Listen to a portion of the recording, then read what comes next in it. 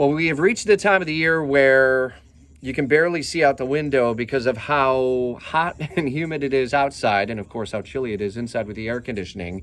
The hot muggies continue. We hit 96 on Tuesday, which is still below record territory, but above average. Chief Meteorologist Mike Burrish is tracking more above average heat and humidity ahead of more rough thunderstorms. And like yesterday, where it rains, we could see some severe weather. Thankfully, no damage reports from the metro area. But even here at WOKV Studios during the late afternoon, early evening hours, we had wind gusts registered at upwards of 55 miles an hour. Doesn't take much to knock out power and potentially produce some damage. If you're going to be away from the radio, you can get our severe weather alerts when you download the free 104.5 WOKV app so you know what sort of bad weather you're about to drive into. It pays to have that. And the next few days features somewhat stormy weather before we turn just a little bit drier. Still hot for Father's Day weekend. We're updating the 5-day forecast throughout Jacksonville's morning news. We have the Trump arraignment from Miami covered on multiple angles. Fox's Evan Brown and Mark Meredith out of Miami talking about what it felt like inside of that federal courtroom as the former president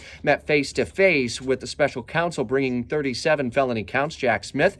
We have continuing coverage of Trump's verbal assaults against the special prosecutor, the Biden administration, and more as he arrived back at his Bedminster, New Jersey golf club and resort, and what may come next in that and some of the other investigations facing the former president, all covered for you at WOKV.com. Jaguars brass holding more of these community huddle-ups. There's another one planned for 5 o'clock today at the Jacks Golf and Country Club, a pretty large packed house in Mandarin on Tuesday.